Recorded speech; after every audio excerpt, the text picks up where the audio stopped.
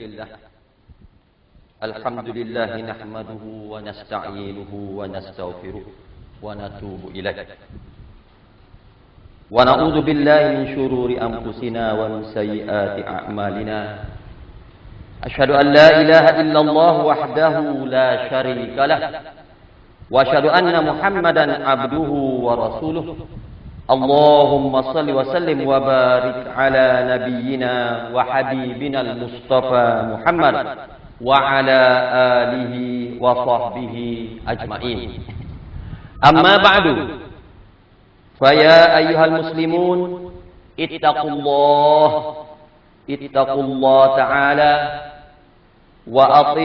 وأطيعوا وقوموا لله قانتين لعلكم تفلحون قال الله تعالى يا أيها الذين آمنوا اتقوا الله حق تقاته ولا تموتن إلا وأنتم مسلمون. Alhamdulillah dapat kita berhimpun sekali lagi pada hari Jumaat menjadi program mingguan bagi umat Islam yang mula daripada semasa Muhammad, iaitu Rasulullah kita tak ada lagi, panjangnya tak putih-putih. Selaku praktikum mingguan bagi umat Islam untuk berhimpun Tuhan buat semaya Zuhur 4 rakaat ganti dengan program hari Jumaat, dan kurang pula semaya Jumaat tinggal 2 rakaat saja diganti dengan 2 khutbah yang imam ataupun penggantinya wakilnya untuk nak beri nasihat mingguan kepada umat Islam keseluruhannya. Ini program mingguan walaupun agama lain usaha sebanyak mungkin lawi ada mengikut asal ada tu, tapi tak boleh kekal. Kerana itu adalah benda batil, benda bukan al-haq. Maka kita bernasib baik, alhamdulillah, program mingguan hari Jumaat ni dapat terus lagi tanpa surat jemput daripada mana-mana pihak. Kalau kita duduk kampung, tok kemenir tak nak tubik surat. Naik apa pun tak nak buat tubik. Obata pun nak tubik. Hutang pun tak nak mengerah. Tapi tiap orang sambut suruh Allah sendiri, ya ayyuhallazina amanu idza nudiya lis-salati min yaumil jum'ah. Waktu ayat asal. Suruh sekaligus ya. Masa dulu 1400 tahun dulu. Lepas tu panjangnya surat jemput tu hingga siapa kita tu melekeh uzur besar lah yang kita tak tahu. Kita tak ada uzur, kita nak berhimpun. Oleh itu umat Islam apabila Tuhan jaga ni program mingguan ni, berarti kata program mingguan ni ada makna, ada arti, ada faedah, ada kuamai, ada prayoga. Dan ini adalah satu palang umat Islam dalam nak mengatur dan nak ubah dunia sekali lagi insya-Allah. Sidang jemaah kasih sekalian, kita bernasib baik duduk dalam zaman yang Islam ni ada peluang. Dulu kalau kita nak sebut Islam susah nak royak. Tak cerita kita ular dulu. Amor ni bawa 48. Kalau ular lagi 30 tahun dulu, kita nak sebut Islam ni duk gaduh dengan sistem lain. Satu ketika kita gaduh dengan sistem sosialis, boy kita nak royak Islam, sosialis tak molek dah. Yang siapa setengah negara yang benar. Kedia ni kapitalis. Dan saat yang kita nak uji ajaran Islam di tiap-tiap bidang, maka terpaksa kita kena berlawan dengan sistem-sistem yang bukan Islam. Tapi selepas daripada mereka itu ada kuasa dalam nak hatu dunia, akhirnya dia lemah. Dia tak jaya. Dia tak capai kejayaan. Maka dengan itulah kita kena yakin kata wasa yang udu ghariba, iaitu Islam nak klik sekali lagi seperti orang pelik. Dulu kalau kita sebut bank Islam, sistem ekonomi Islam, dia kata buat macam mana dah? Bank tak ada riba. Pas nak duduk macam mana? Nak gerak macam mana? Nak laba macam mana? Ya tak napa. Tetapi selepas daripada sistem sosialis pun dah buat dah, kapitalis pun buat dah, maka akhir dia lumleh, dia tak jaya. Maka saat ni bukan hanya umat Islam saja boleh faedah daripada sistem riba. Wa halallahu al-bai' wa harramur riba. Atas ketegasan Allah yang kata aku halal dalam perniagaan, tapi aku haram tentang riba, maka hari kenyataan lah bahawasanya bank Islam telah besar. Seakan Islam itu tengah duk besar. Berarti kata, ini rahmatan lil alamin yang Muhammad bawa dulu. Supaya walaupun bukan orang Islam, kalau dia ambil sistem ajaran Islam itu, dia akan dapat juga faedah daripada sistem yang Islam itu present atau menamsena kepada dia. Dulu, kalau kita kecek sistem pelajaran, dia suka kita kecek tentang moral. Kunat ham syariat sam. Kecek kunat ham syariat sam, dia tak deh. Tapi akhir-akhir ni, kalau kita ada puai di Malaysia, kita boleh tengok bahasanya, orang yang beragama Kristian mai belajar sekolah Islam. Saya pernah pergi di Malaysia, pergi mengawal pergi ziarah di IIS. Saya jumpa dengan orang Korean ni belah orang. Bukan Islam, dia ngaji sekolah Islam. Ya jang ngaji Quran. Ya jang ngaji fiqh. Ya jang ngaji hadis. Ambo tanyalah orang yang kata apa mai duk ngaji sekolah Islam. Dia kata, aku pernah hajar di Amerika. Atta anak aku selaku sedega di Korea, aku atta pergi belajar di Amerika. Tapi akhir anak aku tak jadi manusia, jadi binatang. Kal an'am, hak ayat bal adallu, seperti binatang, bahkan lebih berat daripada binatang lagi. Oleh itu, siapa piyalah aku nak ulek cari tempat hak boleh orang ni jadi manusia. Maka aku tengok dah, kena atas sekolah orang agama Islam. Cat Stevens, sekolahnya dirubuk-rubuk untuk nak masuk sistem pelajaran Islam dalam saat ni. Itu contoh nak rakyat kata, kita ni berdasik baik kerana bada'al Islam ghariban wa sayaudu ghariba kama bada'a. Fatuba lil ghuraba. Dulu Rasulullah bui ajaran kepada umat manusia masa tu, umat manusia menetek. Kerana dia kata tak boleh nak jadi benda ni nak boleh. Tapi akhirnya, dan usaha, dengan sabar, dengan doa, dengan bermujahadahnya para rasul masa itu dan para sahabat, akhirnya timbulnya tiap sistem dalam masa itu mengikut agama Islam. Maka begitu juga hari ini, dunia tengah huru-hara, negara kita pun huru-hara. Maka kita perlulah bagi kita untuk nak mempelajari Islam di dalam tiap-tiap media supaya nak memberi jalan keluar kepada umat manusia yang tunggu-tunggu bahawasanya dia habis pening dah, tak tahu nak baiki belah mana. Maka kita ni lah, umat Islam ni lah, untuk nak beri jalan keluar kepada mereka itu insya-Allah. Walau bagaimanapun sidang jemaah sekalian, kita tak boleh nak wasa yang ghariba sekali lagi. Kita tak boleh nak pergi. Mereka kita kena kecek tetap pemimpin. Pemimpin ni yang penting. Rasulullah pernah bersabda yang berbunyinya, "Idza kharaja salasatun fi safarin fayu'ammiru ahaduhum." Nak atas Islam ni fahamkan kepada punam. Bukan hanya duduk bertapuk dalam satu kampung saja samkannya punam. Hanya kalulah mung nak keluar di dalam satu musafir, terdirinya daripada salah tiga orang naik. Maka mungkin kena latih salah seorang daripada tiga itu selaku pemimpin. Sekiranya tak? Selagi nak kita ni, sudah semaya, bisa kan? Kita tiga orang naik kereta si Pratu. Nak kira tak ni nak musafir. Tapi atas kereta tu ada tiga orang. Maka Rasulullah tu mungkin kena letak salah seorang itu jadi ambil. Apatah di dalam satu masyarakat umat Islam. Mau tak mau, nak ke tak say, suka ke tak suka, mesti kena ada pemimpin. Oleh itu, Rasulullah bersabda, ya terbaiknya jahat satu masyarakat terdiri daripada orang dua kumpulan. Iaitu Rasulullah bersabda, ya terbaiknya jahat satu masyarakat terdiri daripada orang dua kumpulan. Iaitu al-ulama wal umara. Iaitu tok guru dengan pemimpin. Tok guru, tok imam dengan ayu obata dengan tok nebek. Puteng dengan tok guru pun.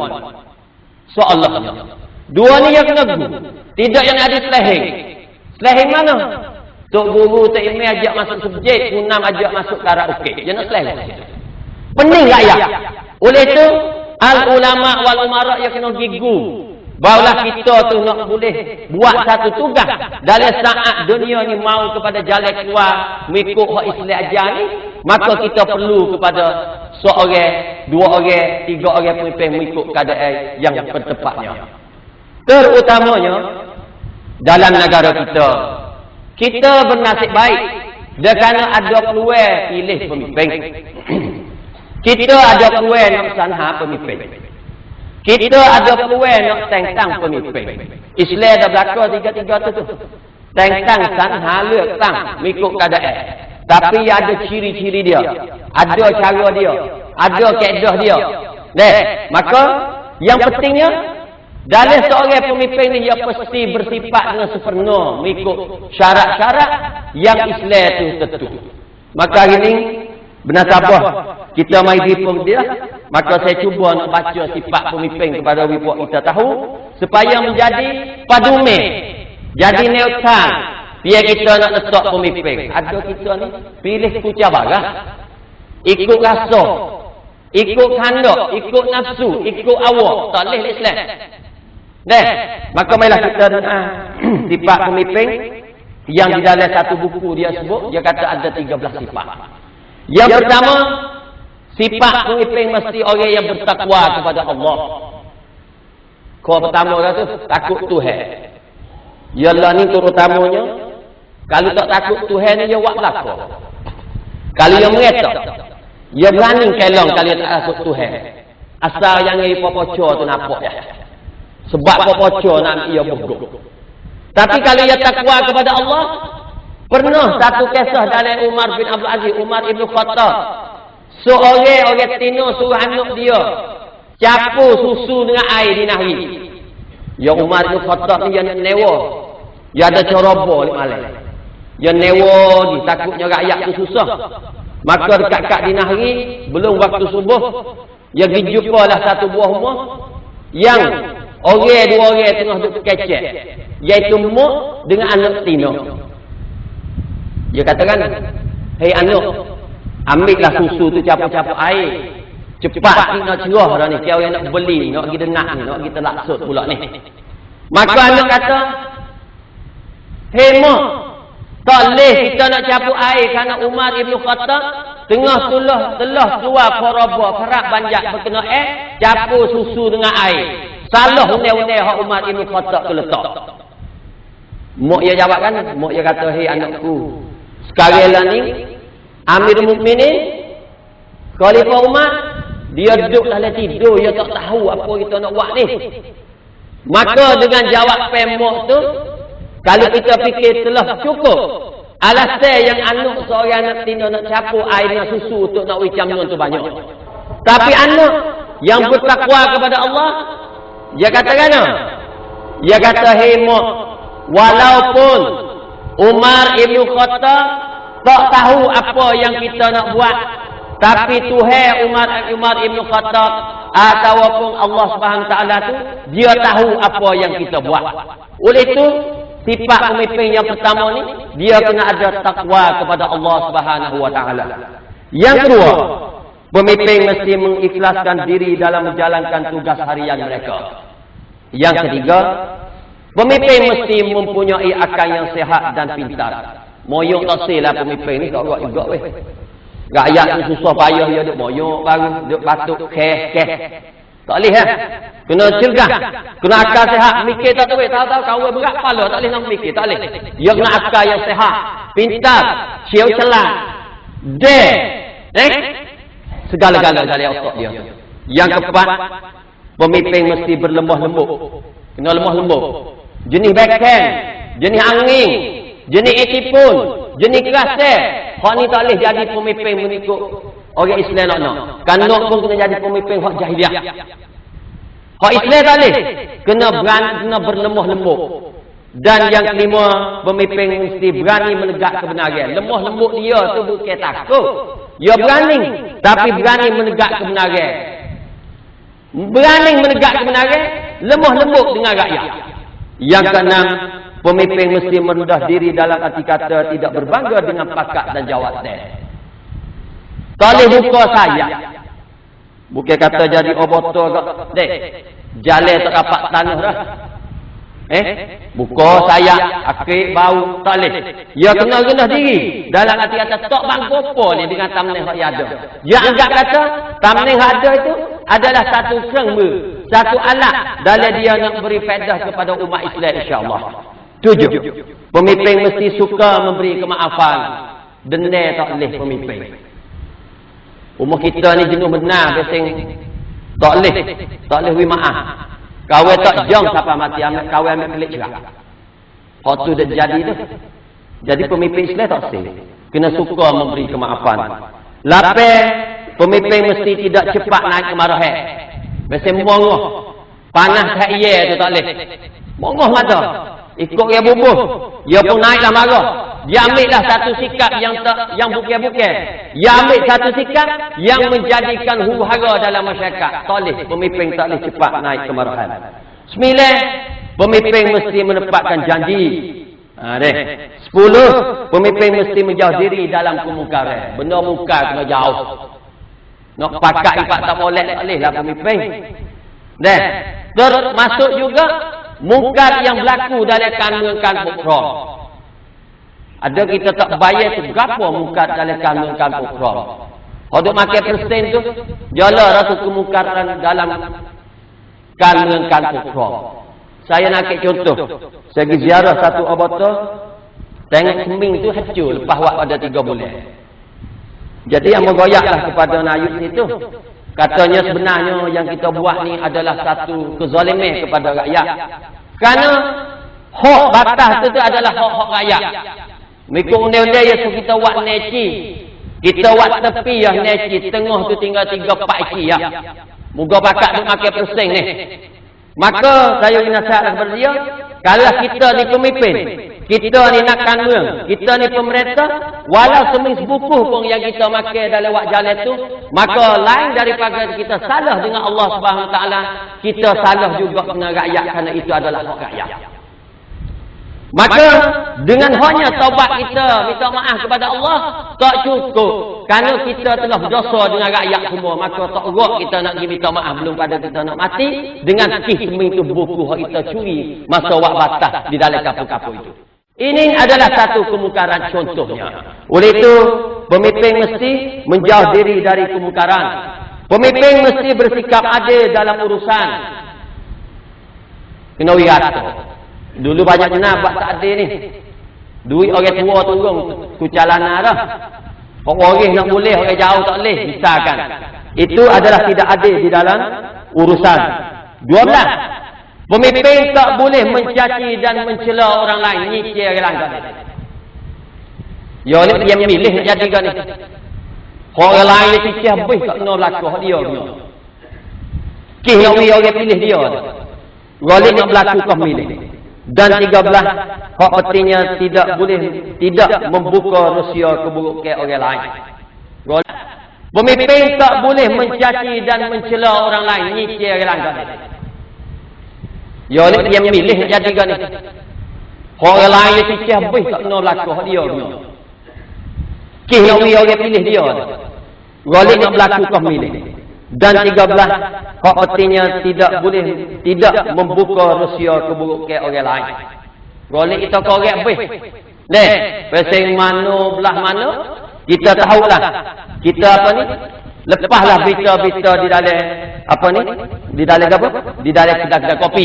Supaya nawi orang benci kepada orang hak kita tak sewi pilih dia dan supaya pilih kita sokong kita kepada dalam satu menentukan pemimpin atau pilihan pemimpin itu. Sidang jemaat yang kesediaan itu adalah sifat pemimpin.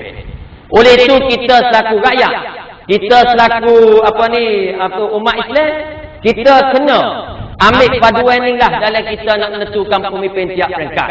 Kita nasib baik boleh memilih semua, boleh letak semua. Kita ada comrom pun boleh letak pemimpin.